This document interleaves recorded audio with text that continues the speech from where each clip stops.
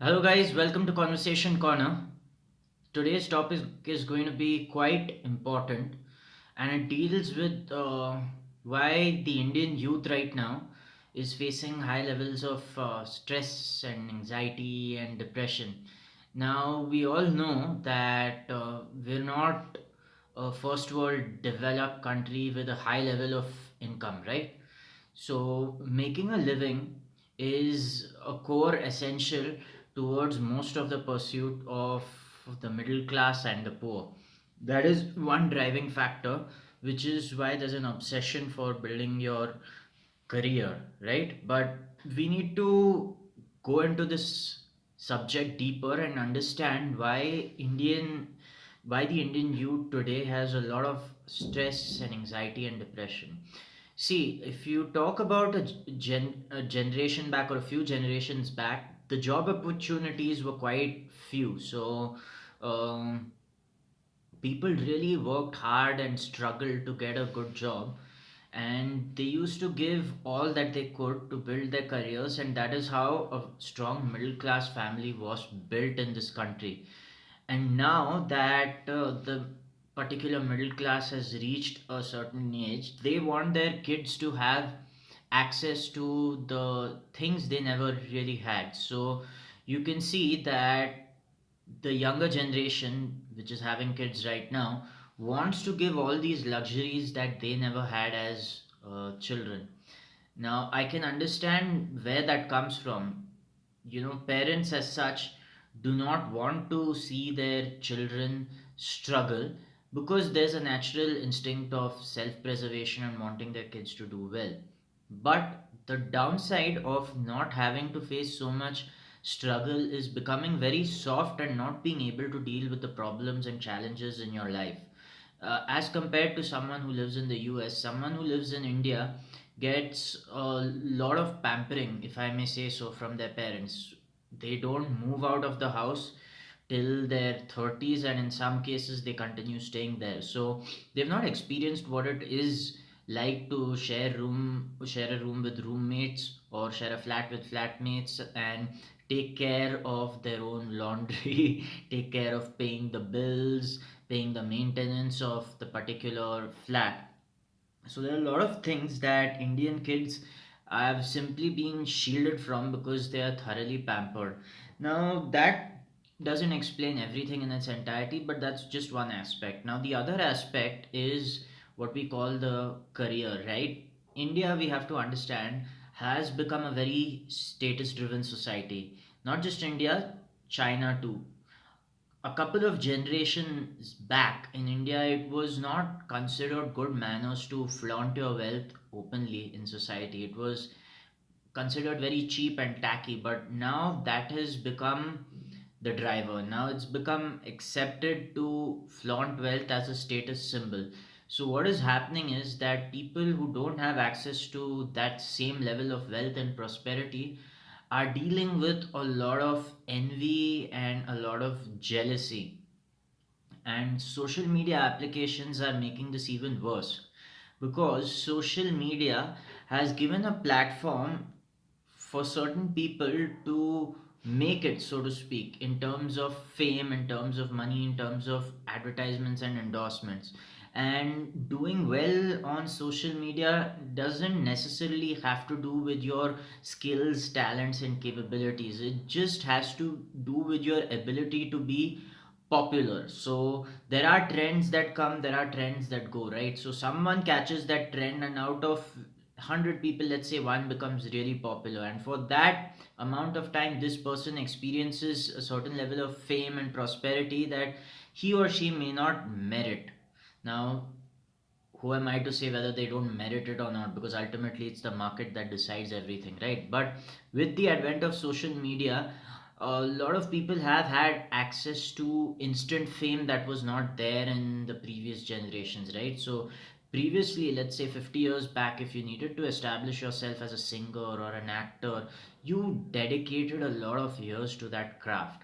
What happens now with Instagram and YouTube shorts is we are used to instant gratification, right? So if someone makes something highly entertaining, that person becomes popular overnight. And when we see multiple people becoming popular really fast in a very short span of time, we feel that there's something wrong with us, that we can't replicate that same success.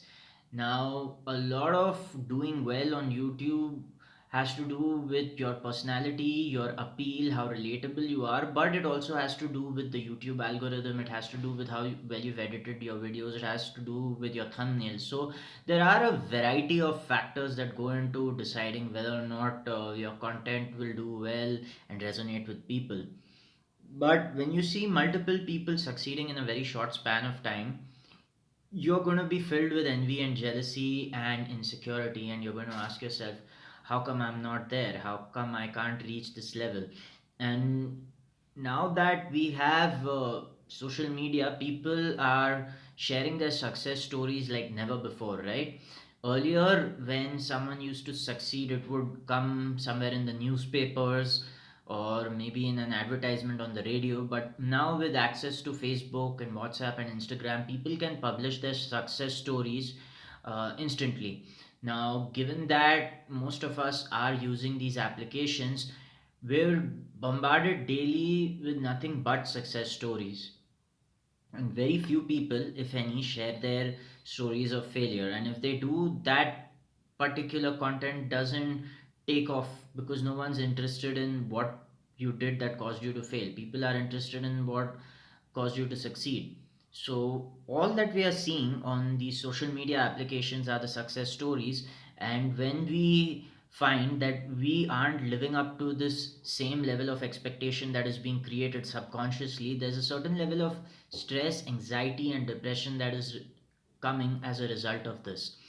And the capability that one needs to succeed at this level is something that this generation is lacking, right?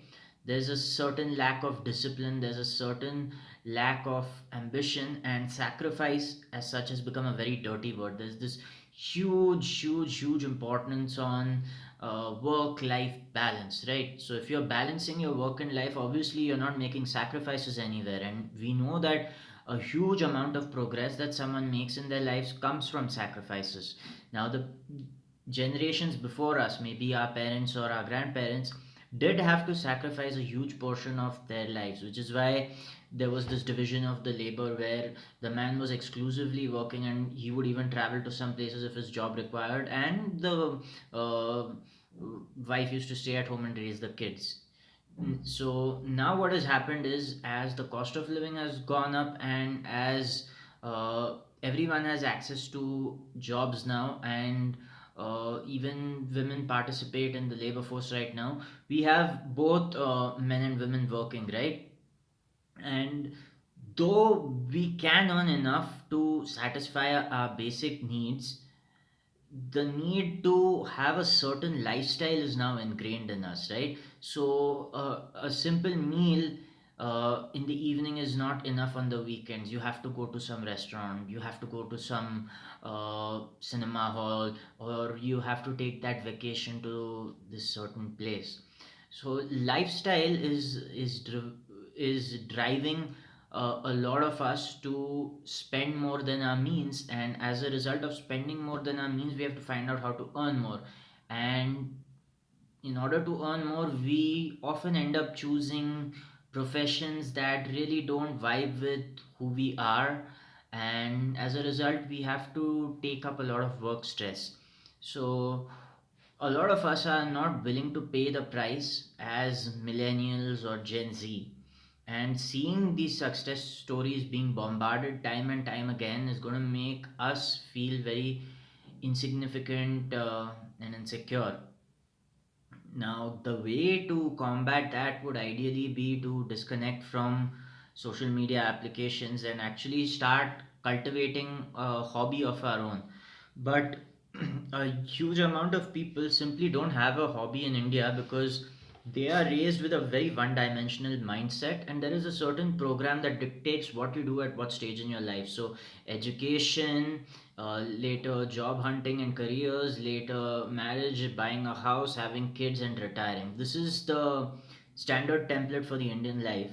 that society is trying to subliminally put in your mind. So, of course, no one's going to send you to jail if you don't get married, no one's going to send you to jail if you don't buy your own house. But these are the subliminal messages that society tries to imprint in your mind. And when you can't live up to their expectations, you feel a certain amount of pressure. So, women who are unmarried beyond a certain age, or couples who don't have children despite being married 6 7 years, are going to get a certain look from society, right? That hey, this is not how it's done here. So they may feel like outcasts. When this social pressure comes on the individual's resilience will decide how he or she deals with. A lot of us don't have the resilience to deal with social pressure, so we fold and we end up doing things we don't like, and over the course of our lives we become quite miserable human beings. Some of us do have that resilience to go against the pressure we are facing, and we're willing to pay the price to live the lifestyle we want to. And yes, this comes at a cost. A lot of times uh, you will have very stressed relations with your loved ones if you're not following the societal programming. But at the end, you'll have to decide, are you better off folding and accepting and being bitter, or are you willing to go the other way and try and live life according to your own terms? Are you going to decide that no, I don't care about this lifestyle that Facebook and Instagram shows me? I'm not worthless if I'm not able to party in the Maldives, or not buy the latest iPhone, or not have the most expensive clothes. If you decide that you can break this programming, life can get better for you. And in order to break through this programming, of course, you need to be in such a social situation where you're not judged for not having the best clothes or the latest gadget. Given that we are becoming a very consumer driven society nowadays, it is going to become progressively hard, which is why a lot of people are now veering towards religion and spirituality again. So you have the tools at your disposal. Instead of using the internet to watch the next Netflix video or the next YouTube or Instagram reel, try and find content that can help you deal with the pressures of the world right now. And I think that would be a better use of your time. Try and find a certain time slot in your life where you can cultivate a hobby, and you'll see things getting better.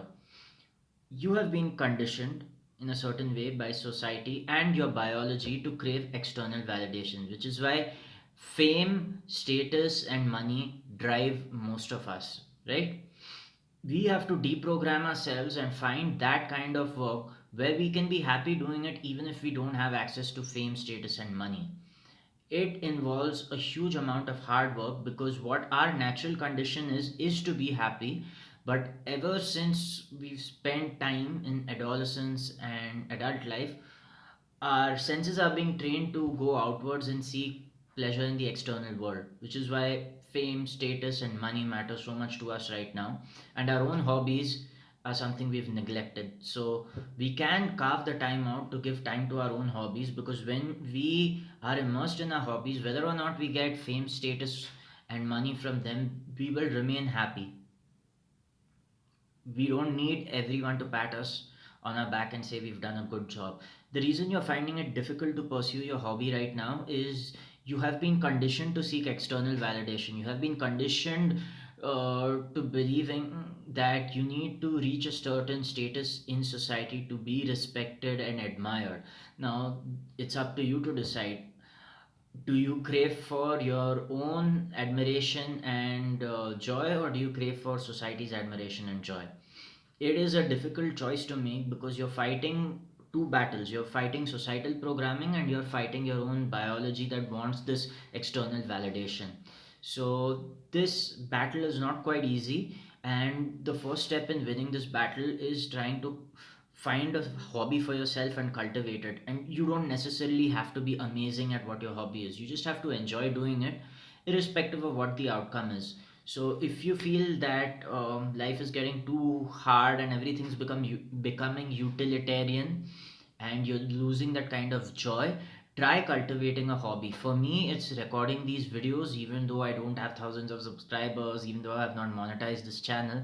This is a way for self expression. So find a way for self expression for you, whether that's painting, drawing, writing poetry, or reading, and follow that, whether or not it gives you anything. So when you do things with that attitude of whether or not it gives you anything or not, you'll find a way to be happy. You'll understand what I'm saying when you start practicing this. So give it a shot right now and come back to this video in a couple of months and let me know how it went.